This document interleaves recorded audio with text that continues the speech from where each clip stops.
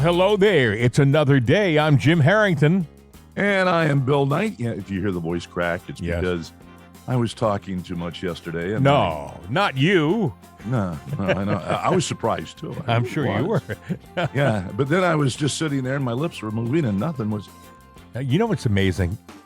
We're so sensitive to our voices. Bill and I both have radio career backgrounds. Like the slightest thing happens to your voice and it's, oh my gosh, I'll never be the same again. I know. Or you go to the dentist. Yes. And because, you got a filling or maybe you have a cap, and things just don't feel right. And you're going, I'll never talk the same again. I'm going to talk with this list. My career is done. It's done. Oh, I know. I went to the dentist once before my show and he gave me Novocaine. You only went to the dentist once? Yeah, only once. Only once. To have him work on my tooth. And anyway, I couldn't talk for the show because the Novocaine did a number on me. But that's a story for another time. We have a lot to talk about today. This is an amazing time we're living in. Joe is having a hard time getting his facts straight and speaking correctly. You probably heard him talk about how generous he was recently with Russia, Before Russia attacked, we made sure Russia had javelins and other weapons to strengthen the defenses so Ukraine was ready for whatever happened. See that? Before Russia attacked, we made sure we made sure that Russia had the latest javelins.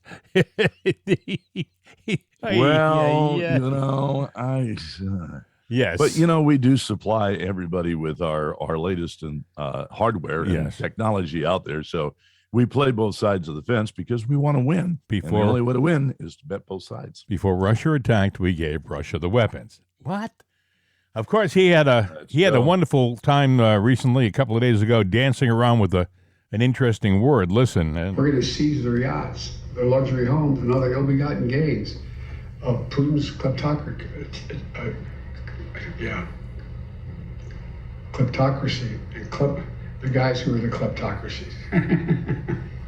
But these are bad guys. It's kleptocracy, Joe. Kleptocracy. It's not that difficult. Well, it is after he says it. Now, after hearing him say it, it's in my mind now to go. Thank you, Joe, for screwing me up. We laugh at stuff like that. He has problems with words like kleptocracy, and he confuses where we're giving our weapons. But when Joe decides to attack someone or some group, he's fairly clear-minded. Listen. Look, The second one was on abortion. as I said when when this hit, as I was getting on the plane to go down to Alabama, this is about a lot more than abortion. I hadn't read the whole opinion at that time. But this reminds me of the debate with Robert Bork. Bork believed the only reason you had any inherent rights was because the government gave them to you. If you go back and look at the opening comments with Bork-Biden when I was questioning him as chairman, I said, I believe I have the rights that I have, not because the government gave them to me, which you believe, but because I'm just a child of God, I exist. I delegated by joining this union here to delegate some rights I have to the governments for social good. So the idea that somehow there is an inherent right, that there is no right of privacy, that there is no right. And remember the debate you don't remember, but we had a debate about Griswold versus Connecticut. There had been a law saying a married couple could not purchase birth control in the privacy of their own bedroom and use it. Well, that got struck down. Griswold was thought to be a bad decision by Bork, and my guess is the guy's on the Supreme Court now. What happens if you have a state changes the law saying that children who are LGBTQ can't be in classrooms with other children?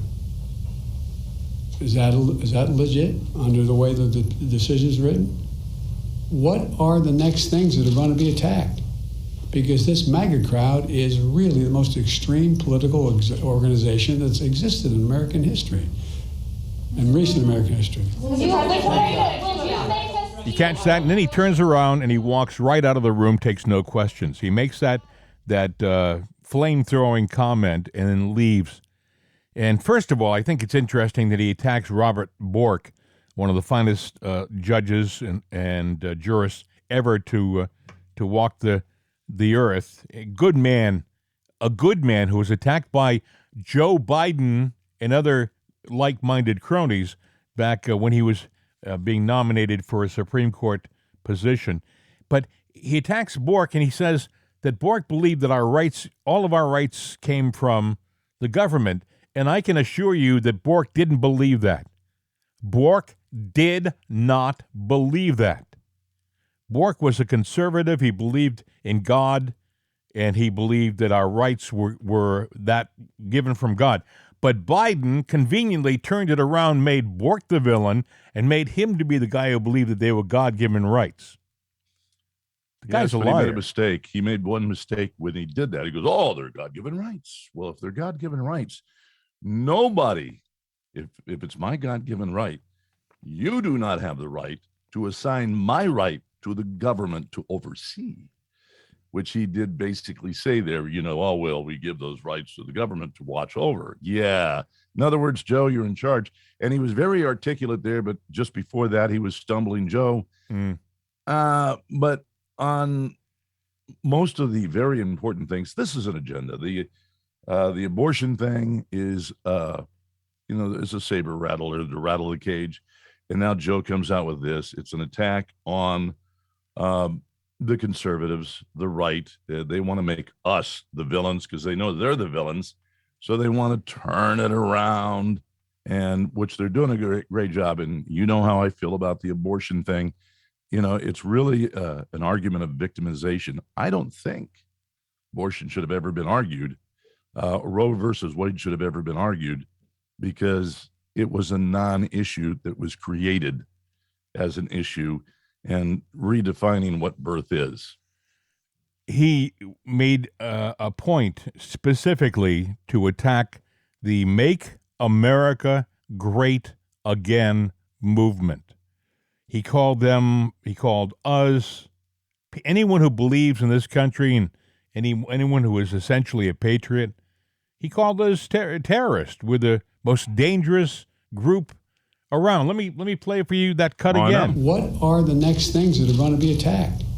Because this MAGA crowd is really the most extreme political organization that's existed in American history.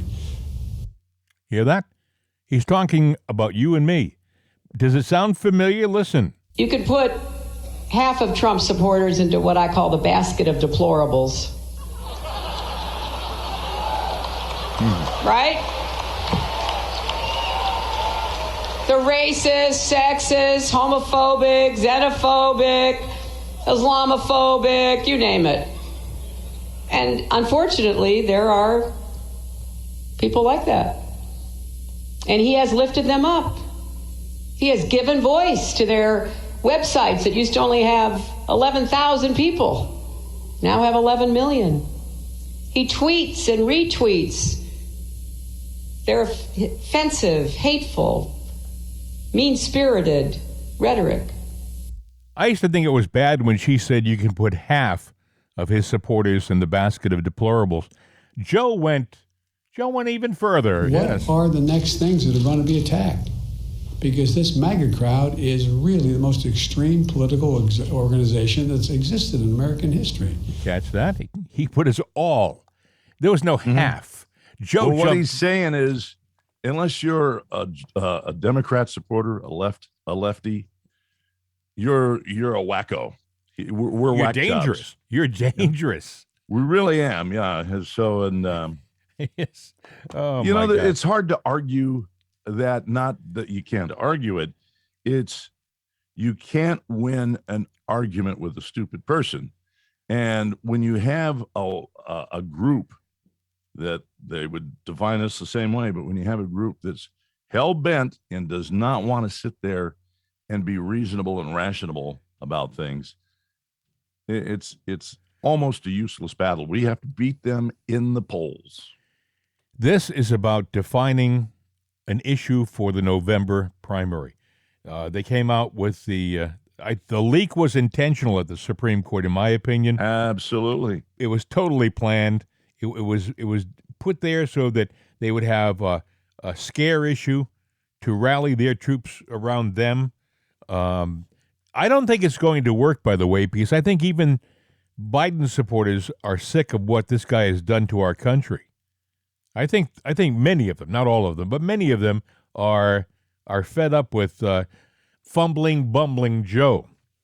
I'm just going to say the one thing you got to remember when you go to the gas pump, remember that Joe did that. Yeah. When you go to the store and all of a sudden the paper products and the toilet paper, all of that stuff is gone again. Notice pasta's off the shelf. All kinds of food is going away. You sent me a picture yesterday. I couldn't believe it. I thought it was a joke. In Boston. Yeah, in Boston. Yeah, it's a big store. Look, you know the person that I'm talking about that sent the picture to me. Well, she sent it. She went to the store to go buy stuff for her house and for her mom. And she's going, look at this. These shelves are bare. Right. She goes, yeah, hard to believe they're hitting the paper products again. And the pasta noodles are gone. Wow. And, even when I went to the store, now I did notice we did have a lot of vegetables here and produce, but that will soon be hit here. But, the old retail thing, an empty shelf, you don't make money on. So when you don't have a product, you fill it with the stuff that you do have. But stores are having a hard time doing that because the supply is dwindling. Now, I will tell you something else. There's something, and I'm just bringing this up. I didn't discuss it with you. There's something going on with our food and supply chain. The reason I say that, there was a viral video that was out there where somebody was in a hardware store. And of course, they have like trees and stuff like that in there. But they had the person go up and say, go up to that tree, take a good look, go up, take a look. And there was a big, giant rat. And the store is infiltrated with them. Now, that happened to Family Dollar with a warehouse down around Memphis and West Memphis on the Arkansas side. Now you have the plants that are going up. I saw where somebody got some applesauce. I won't mention the brand, but applesauce in a little container. Open it up, and there was what looked like little larvae in there. Is our food chain questionable now? Overnight questionable? Is it being contaminated? Purposely? Look at this. Attacked. This administration has allowed everybody and anything to come across the border without consequence. It continues as we speak, as we yell at each other about the Roe versus Wade thing, which essentially means no change.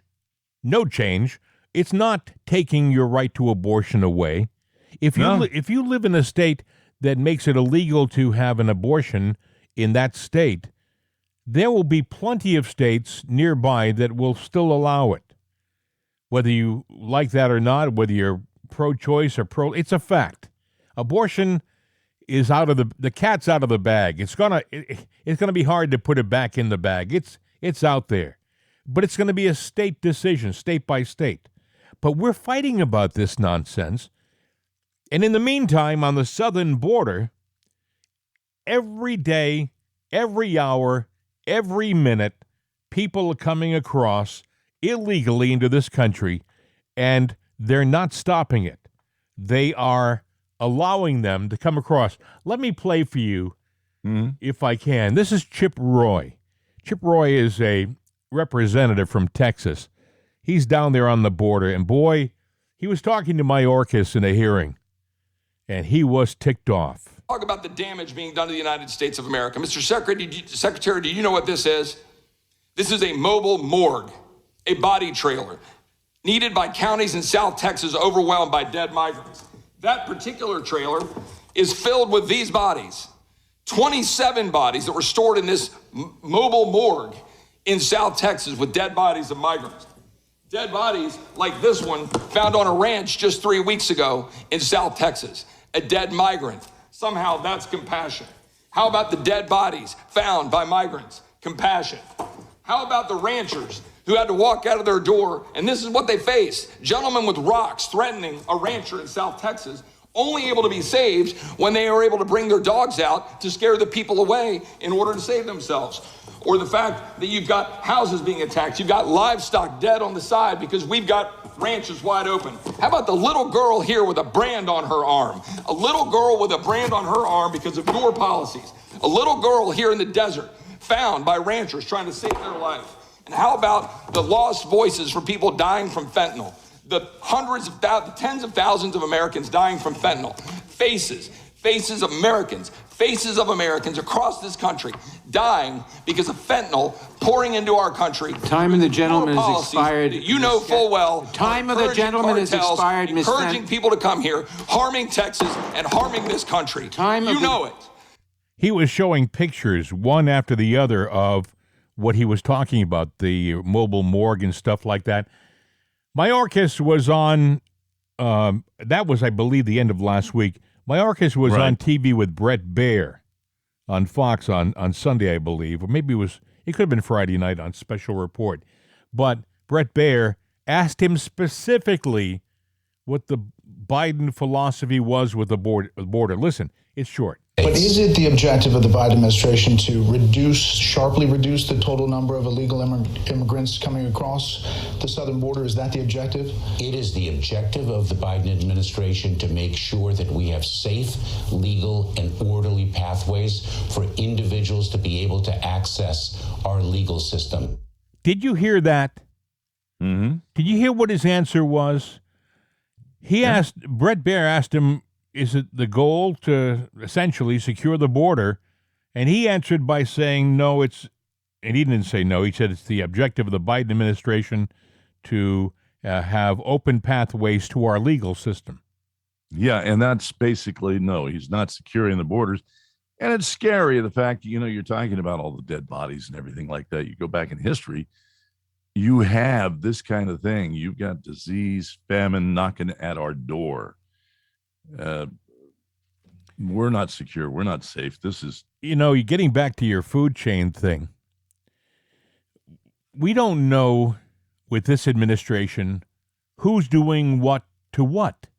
We don't know who's coming across our border in the South. We don't know what they're bringing with them. I know they found some Chinese illegals from mainland China coming across. They've found Middle Eastern illegals coming across the southern border. They've found people who are on our terror watch coming across our southern border. These are the people that they found. These aren't the people that they missed. And I'm going to venture to say that all of this going on is all part of a big, big, big agenda. You get back to the abortion, and then you get back to this MAGA group is the most radical group in the entire history of him shifting their bad to our bad. It is an election ploy. They are ramping it up, and you're going to hear all kinds of stuff, and you can't believe the news because the news, it's in bed with them. Yeah. It's in bed. The news has never been more openly one-sided, ever. There was a story about Putin. I mentioned about, all the stories, you see it now. He's shaking. He's sick. He's got cancer. Yeah. He's got stomach cancer. Nobody survives stomach cancer, all but he will because he's going to get special surgery. And then it turns out, you know what? Even though our reliable news sources are reporting it, it came from somebody speculating. Somebody posting on Telegram, and some lazy reporters at the New York Post looked at the Telegram social site, saw that post, and they made a story out of it. Case in point, and then MSNBC. And I think you said that it was in Bloomberg and some other places. Well, it was all over the place. Yeah, they went to the New York Post to get it because the Post said it, which got its story from Telegram, which is based out of Russia. Case in point, MSNBC. They got hit with plagiarism. What is plagiarism? Well, I took something and I didn't even take the time to rewrite it. I just took it word for word, taking news stories from other sources and reprinting them. Oh, that's good. That'll make the right look bad. Print it. They got caught not once, not twice, thrice, 4 times, whatever that would be, but 5 times incidents in a short period of time of plagiarism because they're taking that same wrong, bogus narrative and redoing it. And it even goes back to Trump and with the Russiagate thing. Right. Well, Trump is in collusion with the Russians. Well, that was proven wrong. Everything was proven wrong. And Hillary paid a slap on the wrist fine. But guess what?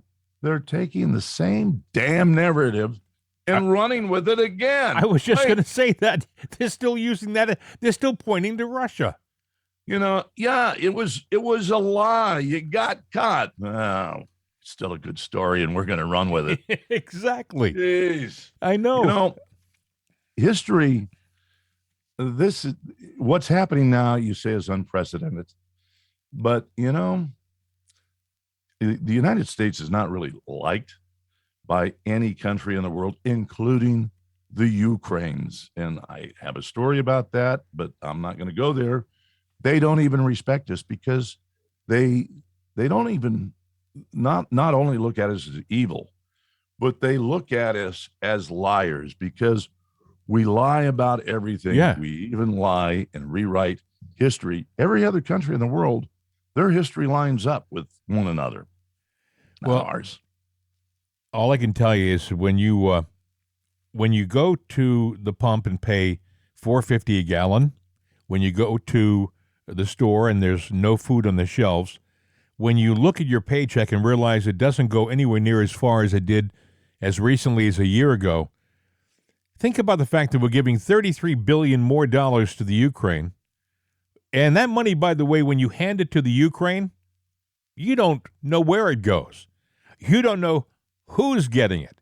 You don't know how it's being dispersed. It just goes. And that's not the first sack of cash that we've given to the Ukraine. Now, people will say, well, it's a good cause, and they're being attacked by the Russians, and they need our help. That may be true to a certain extent. The people of the Ukraine, the victims, the innocent people, the population, I feel terribly sorry for.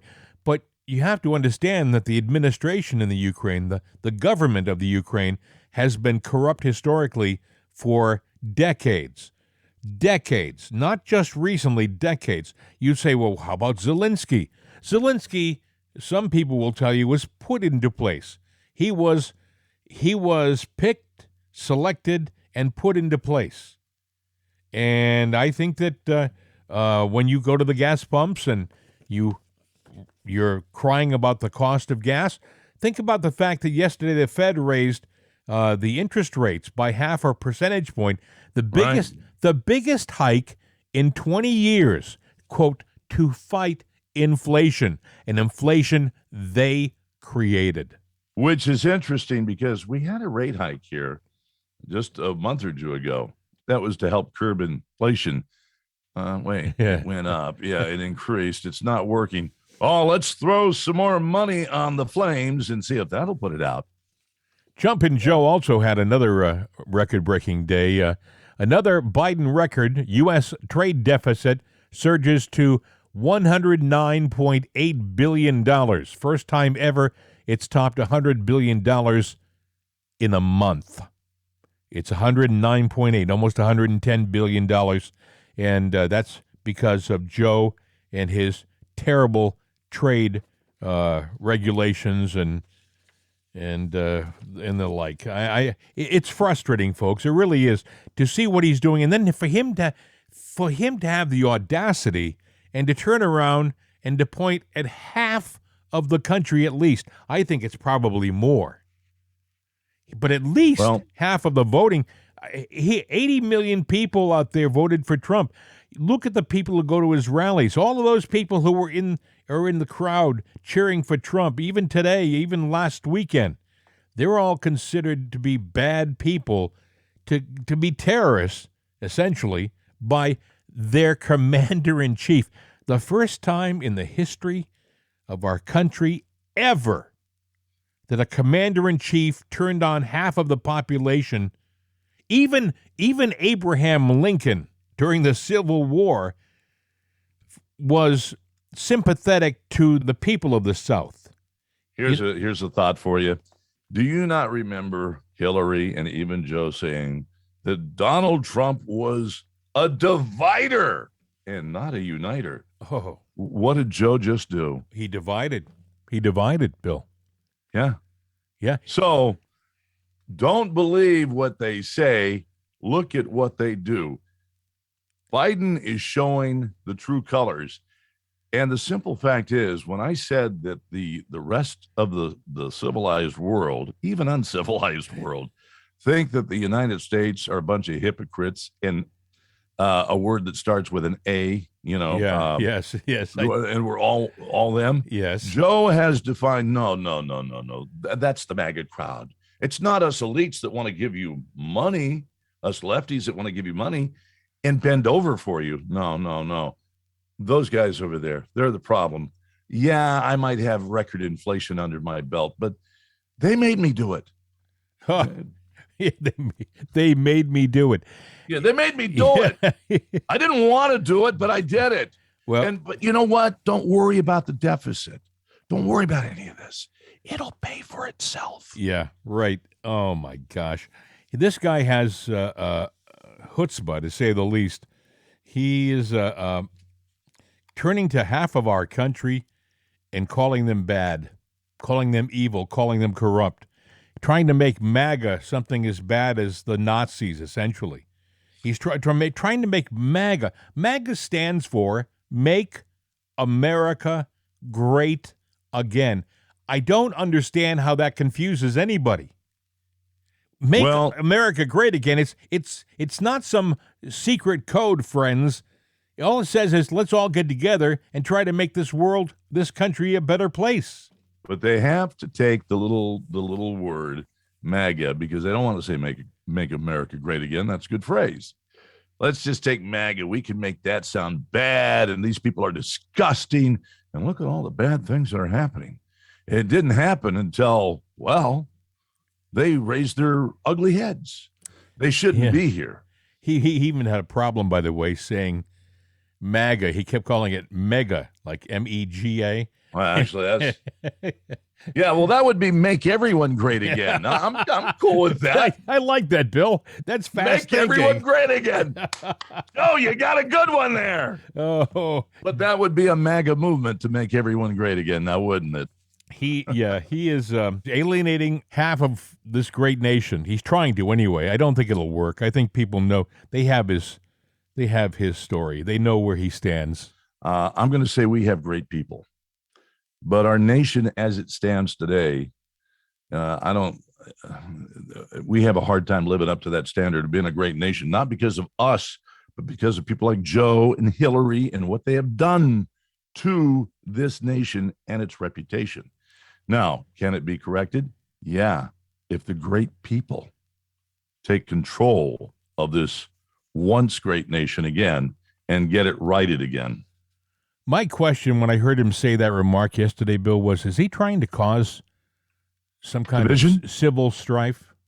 Is he trying to cause some kind of, an actual rebellion of some kind? Is he? I believe he is. I think they've been trying to ignite civil unrest for months since he's been in, but it hasn't happened yet. People are going, oh, this is going to be it. The Civil War is going to begin, but it doesn't because those deplorables on the right, they're going, oh, this is it. But we're basically nice people. We respect and a lot of them. Yes. And a lot of them are pacifist in the way that, and I say that not in a mean way, but they see something happen that's bad and they're going, I don't want this, but they don't want to be a part of negativity. Now, well, they're the kind of people, Bill, who would see something happen and say, call the police. Yeah. As opposed to trying to cause trouble themselves. But I hope that the conservatives and the MAGA people out there take a deep breath. Don't let them do anything that'll cause a problem. The people who rioted during the Black Lives Matter riots a year and a half ago, The burned buildings hurt people. There were actually deaths in some of those riots. Burned down police stations in Minneapolis. They didn't go to jail. There were no consequences for them. The people who were at the Capitol, some of them who didn't even go into the Capitol, many of them were arrested and still languish in a jail in Washington, D.C. How is there equality? How is there inequity here? There is no equality, and it's very important for the left, who has a kangaroo court. There is no fairness in the representation in this thing at all. It's a one-sided kangaroo court. That wouldn't happen in the United States. Yes, it is, and it has, and that's the way it goes. But they want to sit there. I think you're going to see incited riots and burning and things blowing up, but I think it's going to be kind of like the Capitol riots, where people are over there instigating, but they're going to be pointing the fingers at the right. Yeah. And Joe just rolled out that carpet work and set the stage for what I think is going to be a pretty nasty summer. And they're already laying the groundwork. Hey, folks, one thing's for sure. We're going to have more to talk about tomorrow. That's for sure. And I hope you will join us for the next edition of It's Another Day. You can call us if you want to make a comment or a suggestion. Our number is 833-583-6060, 833-583-6060. Mail at itsanotherday.com. We're on Facebook. It's Another Day. We're on, we're all over the place. We're everywhere. Getter, Rumble, and, of course, YouTube. Now, you gotta hold it down, Bill. I don't want to have to bail you out with your neighbors or anything like that over the next 24 hours. Yeah, I do have the neighbor from hell, and they did come and get in my face. Well, I don't want to have to bail you out, so you be good, all right? I'm not going to touch all right, anybody. I don't want to have to call you in the morning and find out that you're spending time in the local hooskow. Hey, folks, have a great day, and we will see you again tomorrow right here on It's Another Day. I heard the food is good in the hooskow, though. Oh, it is actually very good. Yes. Yeah. Ask for the chicken. chicken. The curtains? Ask for the chicken. It's delicious, really. Oh, I bet it is. And you know what? They got cable, too. I bet you they do.